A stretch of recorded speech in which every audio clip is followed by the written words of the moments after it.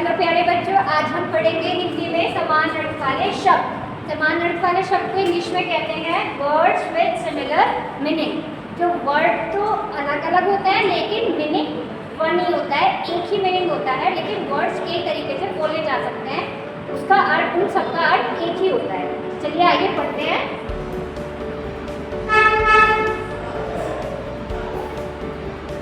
मोनू बोली सूरजमुखी एक फूल का नाम है। क्या है? सूरजमुखी एक फूल का नाम है।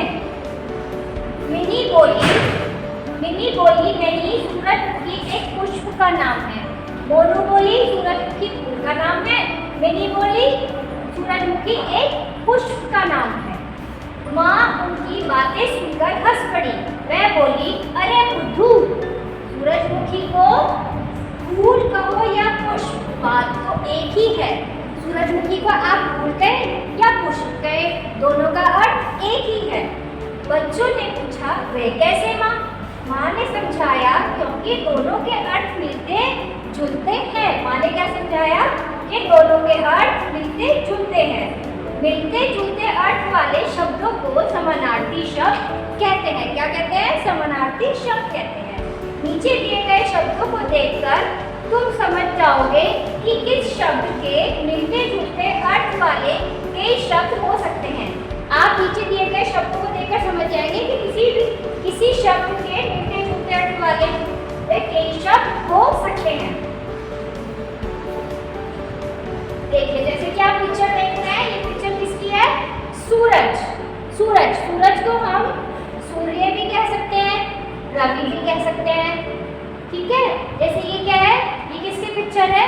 वृक्ष की। इसको हम वृक्ष भी कह सकते हैं, इसको हम पेड़ भी कहते हैं और इसको हम तरु भी कहते हैं। तो इनके सबके क्या है? समान अर्थ है। इन सबका एक ही अर्थ होता है, पेड़। अब ये देखिए, बाग, उपवन, बगीचा। तो बाग को हम उपवन भी कह सकते हैं, बगीचा भी कह सकते हैं। कुछ लोग बाग कहते हैं, कुछ लोग बगीचा कहते हैं, कुछ लोग क्या कहते हैं? उपवन कहते हैं, लेकिन अर्थ सबका एक ही होता है। गृह, सदन और घर। घर को हम घर कहते हैं, सदन कहते हैं और गृह कहते हैं। सिंह, शेर, वनराज, ईश्वर, परमात्मा, भगवान। तो हम भगवान को भगवान भी कहते हैं, परमात्मा भी कहते हैं, ईश्वर भी कहते हैं, अर्थ सबका एक ही होता है। खग, पक्षी, पंछी। पक्षी को हम खग भी कह सकते हैं, पक्षी भी कहते हैं और पंछी भी कहते हैं। नेत्र, नयन, आँख। सम्राट, बादशाह। फूल, सुमन, पुष्प। फूल को सुमन भी कहते हैं और पुष्प भी कहते हैं। अब मिलते जुलते अर्थ वाले इन शब्दों को भी याद कर लो। ये कुछ अलग शब्द हैं जो कि आपको याद करने हैं। जैसे आदमी को हम नर भी कह सकते हैं, मानव भी कह सकते हैं, औरत को नारी भी कह सकते हैं, वनीला भी कह सकते हैं।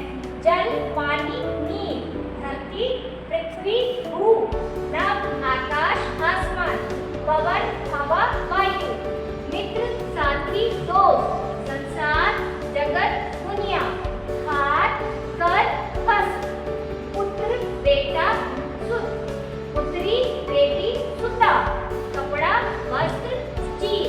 तो आपने देखा, एक ही शब्द को कई तरीके से बोल सकते हैं, लेकिन उनके शब्द तो अलग अलग होते हैं, लेकिन अर्थ एक ही होता है, जिन्हें हम समानार्थी शब्द कहते हैं, समान अर्थ वाले शब्द कहते हैं। तो बच्चों, आपको समझ आए समान अर्थ वाले शब्द क्या होते हैं?